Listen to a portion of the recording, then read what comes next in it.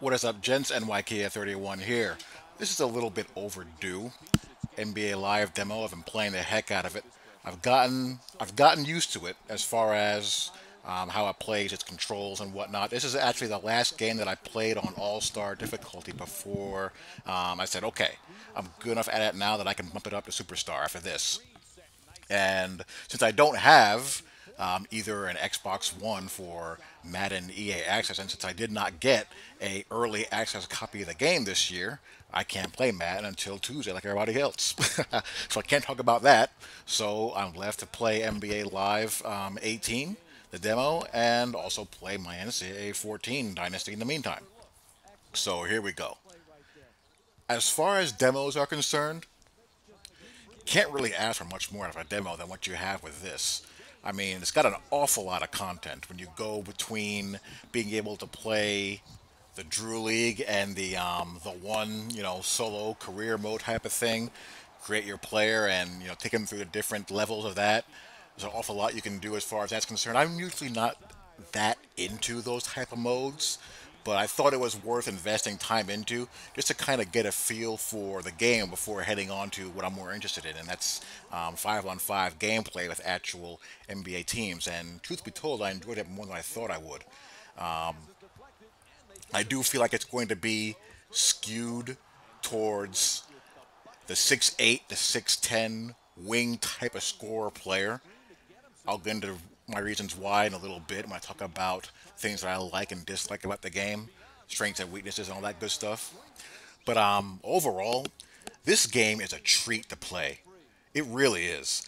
For whatever reason, sim sports gamers, they don't like saying that they enjoy or have fun playing something. I can't for the life of me figure out why that is.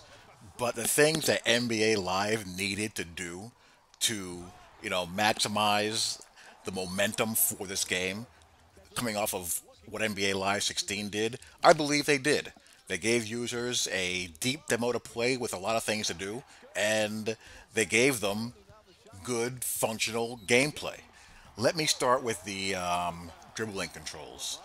The dribbling controls, in my opinion, are hands down the best we have right now. That could change in a couple of weeks when we get a taste of NBA 2K, but right now, no basketball game has better dribbling mechanics than this.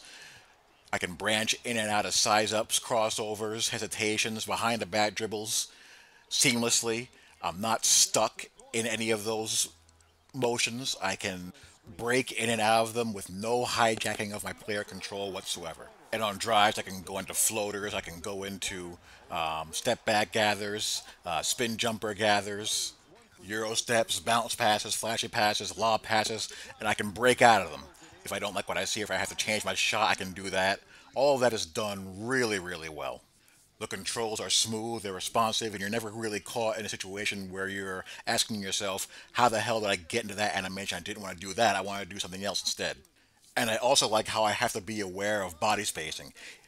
One of the things that people struggle, I think, when they're trying to get used to the game or they're used to playing NBA 2K is that they're not aware of the distance that you need in order to initiate your moves. It's different. You can't be as close to the defender. If you get too close, you're going to smack into the defender and you're going to either be picking up your dribble or you're going to feel like the court is small. When really what's happening is that you're ruining the flow of your team by smacking into guys because you're not being conscious of spacing. Freelance offensive motion feels kind of generic, really. It's better as far as how the players flow and their sense of urgency and either posting up, making cuts, or freeing themselves up for shots, but it's still heavily dependent on calling sets a lot. I would say that I call a half court set a good 80% of the time at least, either from the autoplay call if I like it or the play call wheel. And the 20% of the time I'm not doing that, I'm either calling a pick and roll, a quick isolation, or a quick post up. If you're someone who likes a lot of coaching depth, the game is kind of lacking in that regard. That's not really this game's strength. It's got the basic meat and potatoes as far as that stuff goes, but not the gravy, so to speak. Its strength, in my opinion, is in how the gameplay flows and also the controls. The controls are, pretty easy to learn. They're not very cumbersome. There are some people who find the 2K controls to be kind of overwhelming. For people like that, a game like this could be an attractive alternative for them. Personally, for me, it all comes down to user control. I like the feel of having control of my user at all times with minimal user hijacking. I still think the game still needs to improve on marrying that concept with more diverse and signature animations across the board, whether it be dribbling, shot gathers, shot releases, and especially in the post game. I'm not in love with the post up game. The post game is missing something. It's just bland. You know, you can do your drop step, you can do your spin out of the post, and your face up out of the post back down, but it's just too rudimentary. After a couple of trips down the court, you're going to see pretty much all the post-up moves that the game has to offer. There's only so many ways to do a post fadeaway. There's only so many ways to do a drop step, and that's really pretty much it. Entry passes into the post also tend to have a mind of their own, where they'll just kind of end up God knows where, and you're not really sure why. I'll have a guy in the post with clear post position, and the ball will end up, going 3 feet wide or a couple of feet short, or be delivered with this line drive trajectory, and it gets stolen, and you're not sure why. It just seems like it has a mind of its own at times. I don't know whether that's a demo flaw thing or a bug that needs to be addressed. That bears to be seen. I think blocks are a little bit overdone. Kevin Love can do chase down blocks in this game.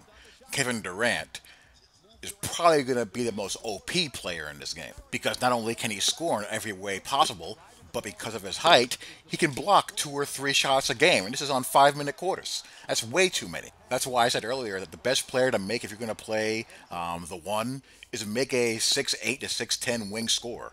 You'll be able to dribble like a guard, shoot like a shooting guard, post up. You'll be reasonably athletic and agile, and you'll be able to block shots. I mean, what more could you possibly want? That's like the perfect player.